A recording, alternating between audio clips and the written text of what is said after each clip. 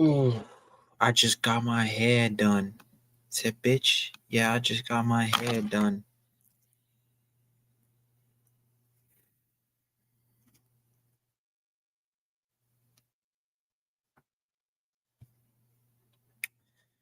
Number 3, philosophy and mathematics. 3.1, logic and foundations.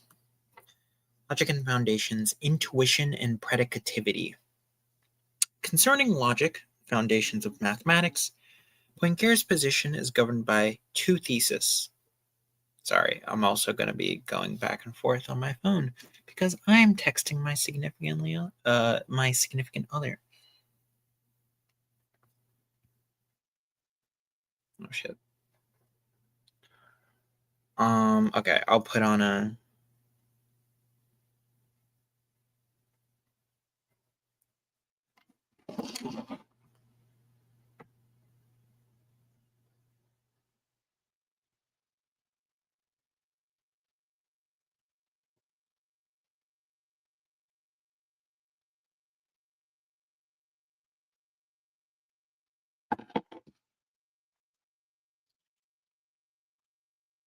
concerning logic and foundations of mathematics.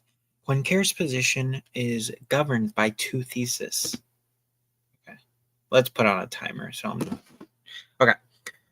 Concerning logic and foundations of mathematics, Poincare's position is governed by two theses.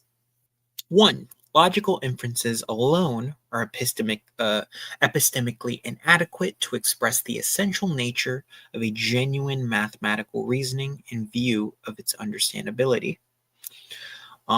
Two, as a consequence of the logical antinomies, one should avoid any impredicative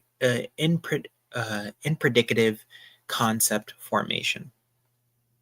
Historically, both these are directed broadly against the founders of modern logic and set theory, such as Cantor, Peano, Frege. Make it home around 3 a.m. Okay, sorry, fuck.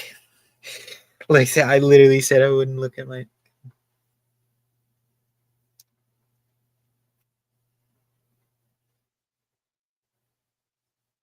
Fuck. Okay. I'm trying to text my significant other. Okay, stop. Okay. Historically, both these are directly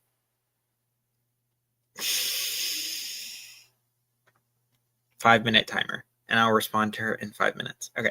Historically, both these are directed broadly against the founders of modern logic and set theory, such as Cantor, Peano, Frege, Russell, Zermelo, and Hilbert. On closer inspection, the historical situation is more complicated. With respect to Georges Cantor, for example, we must distinguish his work as a logical set theoretical method useful in treating mathematical problems, especially in the theory of functions, on the one hand, and on the other hand, set theory as a tool for foundations or for considerations of infinite cardinality. The Grosta Mittaglefer, Poincare was familiar with Cantor's work of the first type and uses it in his theory of Fuchsian functions in 1882. Poincare, 1882-1167, even having personal contact with Cantor. However, Poincare rejected the later foundational work of Cantor, saying that there is no actual infinity. The Cantorians have forgotten that, and they have fallen into contradiction. It is true that Cantorism rendered services, but that was when it was applied to a real problem whose terms were clearly defined, and we could walk safely. Logisticians, as Cantorians, have forgotten. While it has been stressed by all commentators that Poincare's concerns with the foundation of mathematics are very different from those of the logicians, there is no unanimity. There is no unanimity. There's no un. There's no unanimity.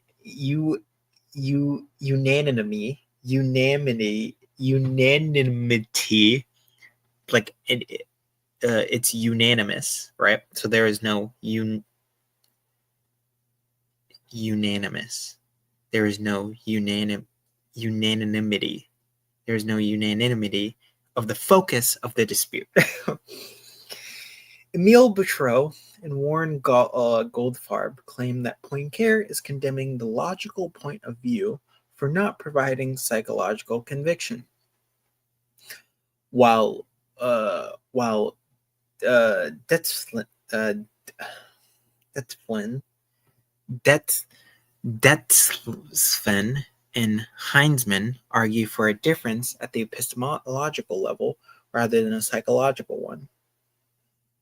In a famous response to Russell, Poincare refuses to consider logic or epistemology independently from psychology.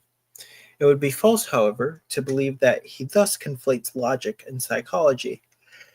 Indeed, Poincare does not use the term psychology in the modern sense, but rather in all situations where he wants to emphasize the dimension of understanding, in particular its historical elements, which he contrasts with the mere correct logical exposition of the result. It is therefore not surprising that, according to Poincare, mathematicians require intuition, interpreted as an element of understanding, not only in the context of discovery, but equally in the context of justification. As we have already seen, in arithmetic, pure intuition is necessary to justify the complete or mathematical induction principle. It should be noted that the term intuition is quite ambiguous, a fact that is well known and explicitly discussed by Poincare himself. In The Value of Science, he distinguished three kinds of intuition: it appealed to sense and to imagination, generalized by induction, and an intuition of pure number, whence comes the axiom of induction in mathematics. The first two kinds cannot give us certainty, but he says, who would seriously doubt third? Who would doubt arithmetic?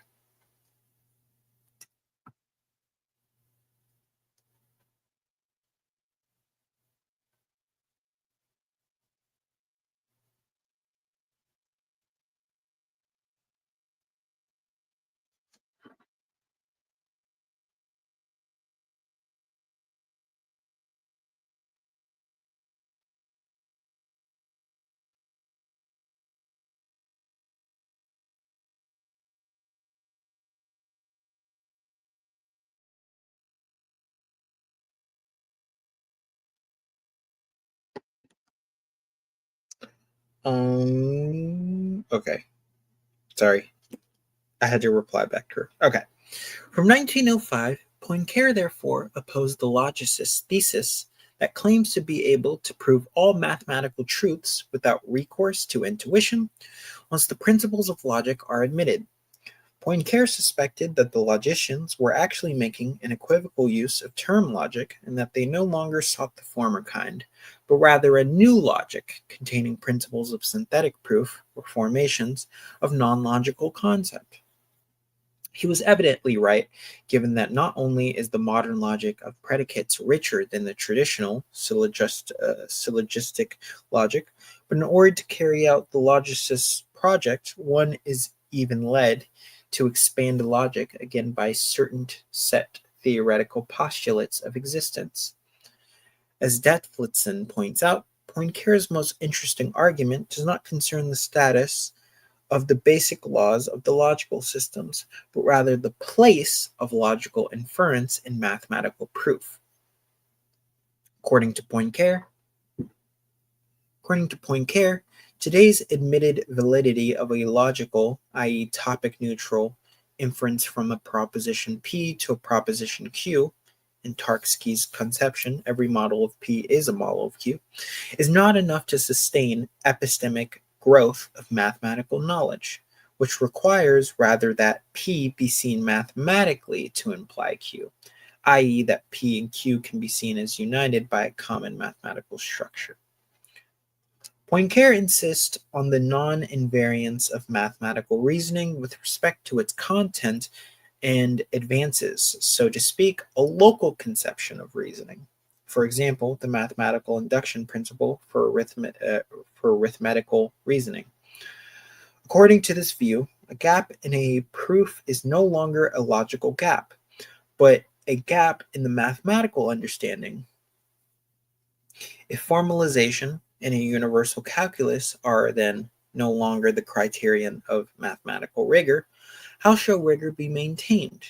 Poincare's response mentions in particular the condensing of the content of the premises to the content of the conclusion by means of intuition.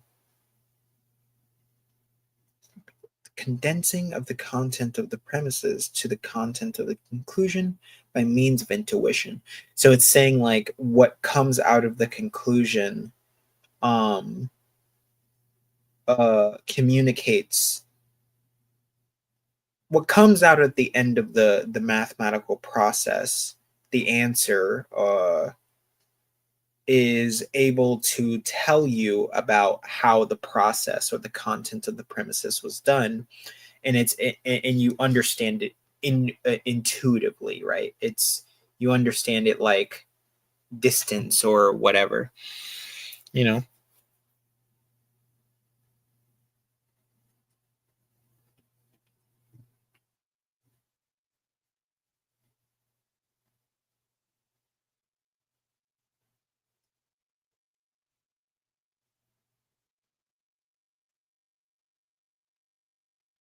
Texting back, sorry. So yeah, rigor is obtained by combining Ernst Mach's principle of the economy of thought with the concept of harmony. Harmony, that is, thanks to the fortunate inventions of language that introduce an order structure, the complexity of a domain of objects is made more harmonious by the introduction of an invariance.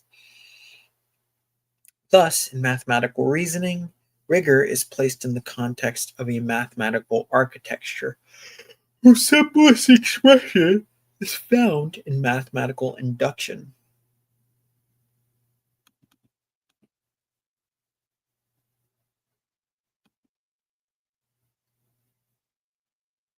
Because there's deduction where you're breaking down it, but induction is um using an internal lot. Isn't that what induction is? It's using internal logic um to understand something.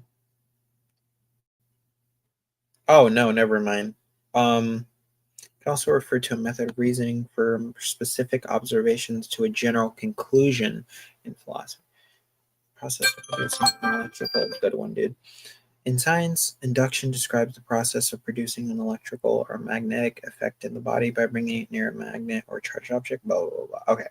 Reasoning, inductive reasoning, a method of reasoning that moves from specific observations to a broader general conclusion.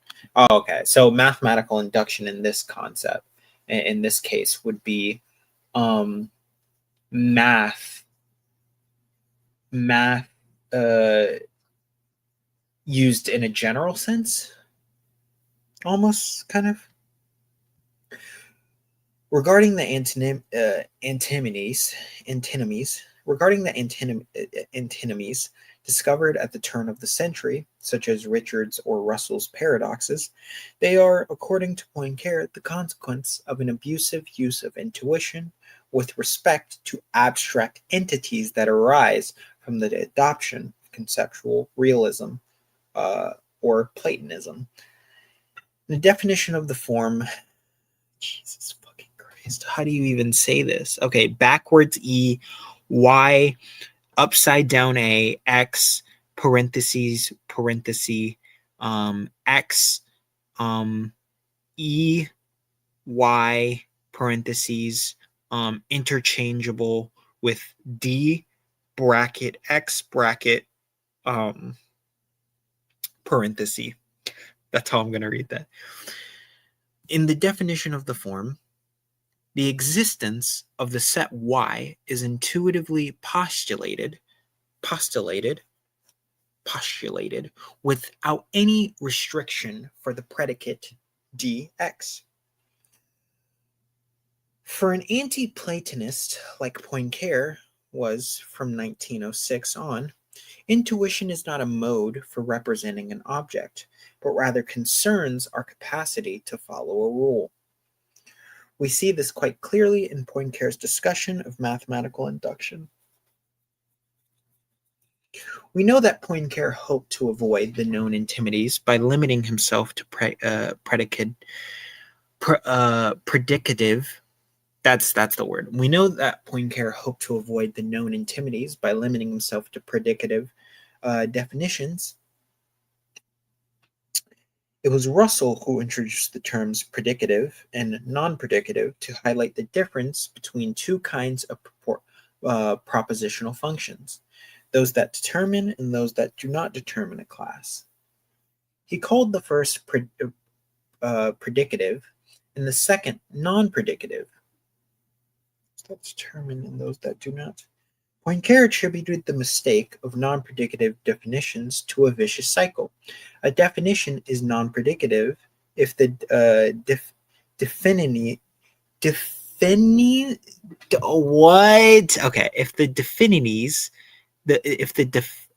the definines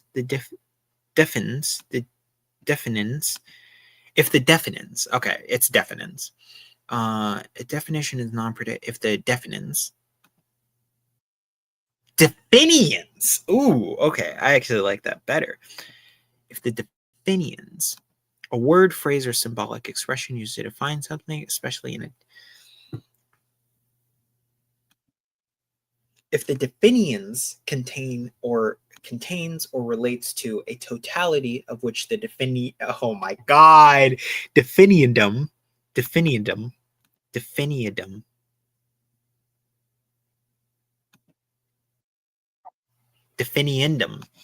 Okay.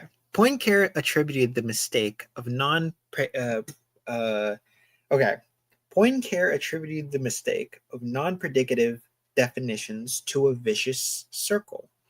A definition is non-predicative if the definiens contains or relates to a totality of which the definiendum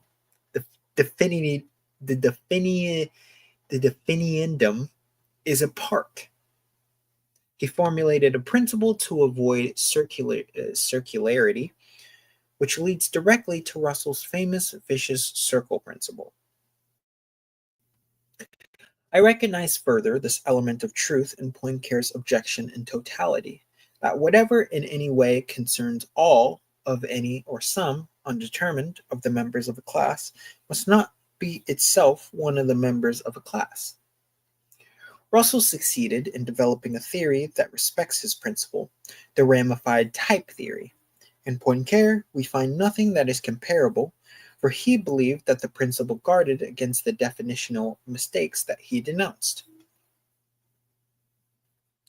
He did not seriously take up the equation and only formulated successfully different variants of the principle, where he learned from Ernst Zermelo that the proof proposed by Argand and Cauchy of the fundamental theorem of algebra makes an appeal precisely to the rejected non-predicative definitions.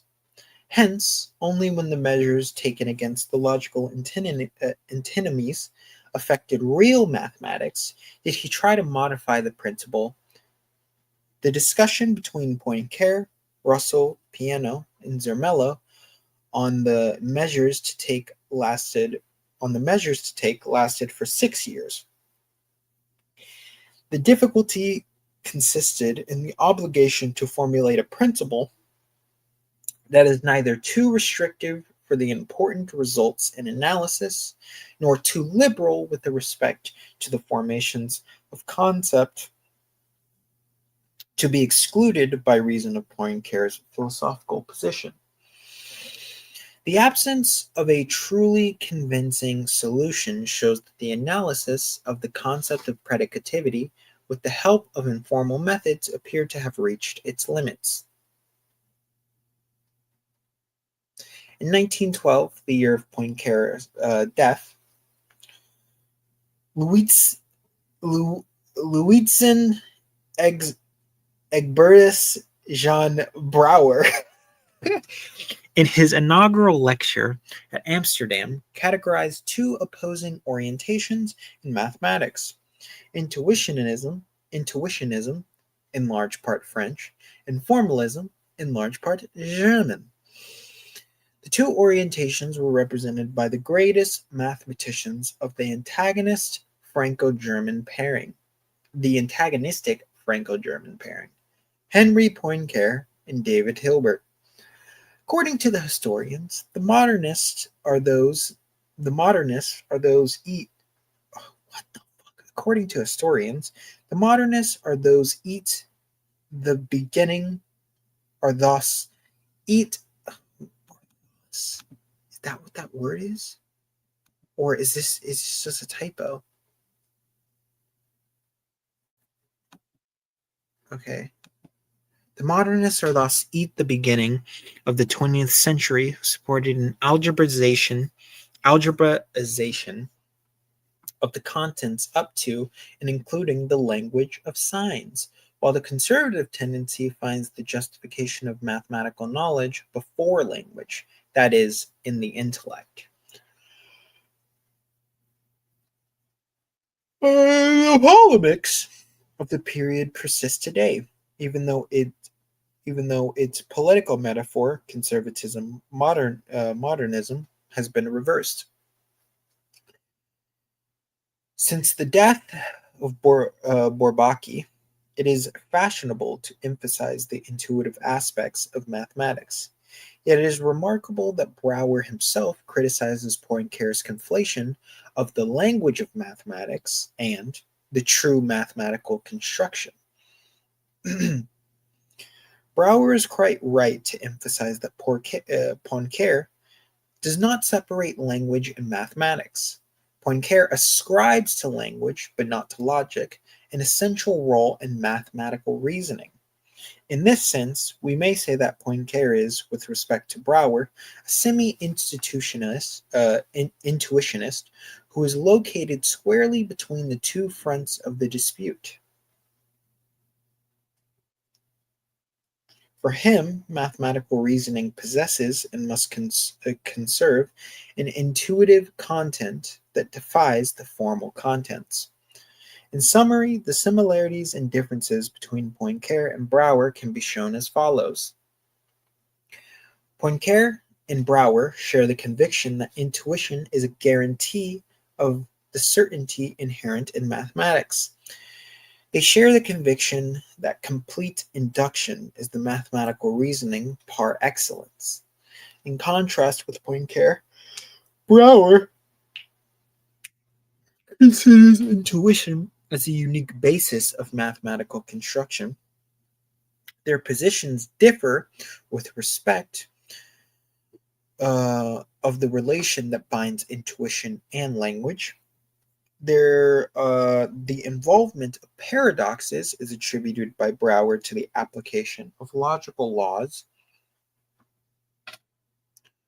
to a linguistic structure that can never be transformed into proper mathematics. According to Brouwer, formalism is useless. According to Poincare, the Platonistic philosophy that accompanies it must be corrected. Poincare rejects an actual infinity. Brouwer accepts it provided that it can be confined to an intuitive construction. Or intuitive, yeah. Oh, fuck me, dude. Oh, fuck me, dude. And then philosophy of physics. Jesus fucking Christ. What time are we at? Time are we at on the stream? Man, listen, man. Okay, how about we do, because we're not gonna fucking hop into the what was it, the geometry of, we'll save that for later. geometry, conventions, intuitions, and aesthetics. Okay, let's read this last part. In summary, the similarities and differences between Poincare and Brouwer can be shown as follows. Poincare and Brouwer share the conviction that intuition is a guarantee of the certainty inherent in mathematics. It's a guarantee in the certainty. So mathematics is the one that brings the inherent certainty, which latches on to the intuition. Like it almost kind of makes the intuition more, what do you call it? More material. It materializes the intuition because of the inherent certainty within mathematics.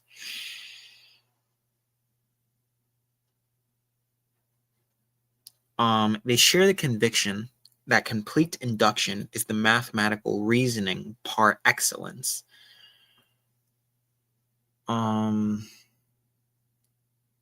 Complete induction. So essentially,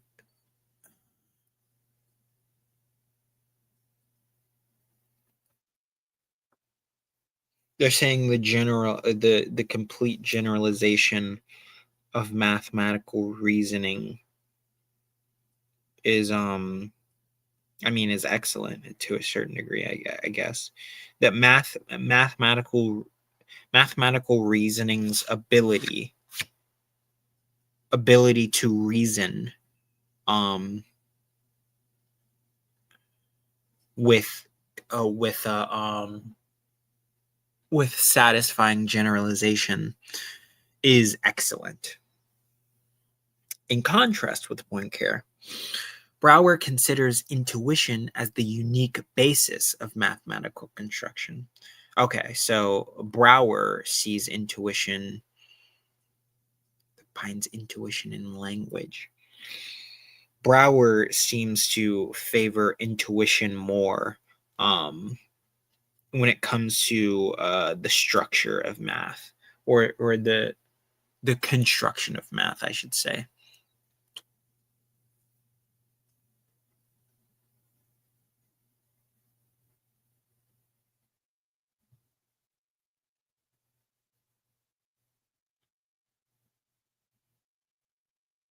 I know, I was like, what the fuck was that?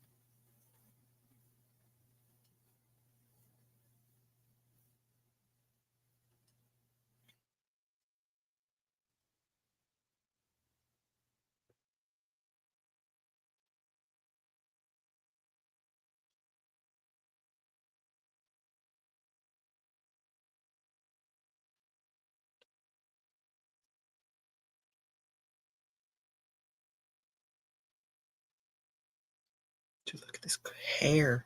His hair is so crazy. I gotta get a haircut. I'm getting so distracted. Anyways, yeah, I think that's good enough reading today. Thanks for listening. I love you. Bye.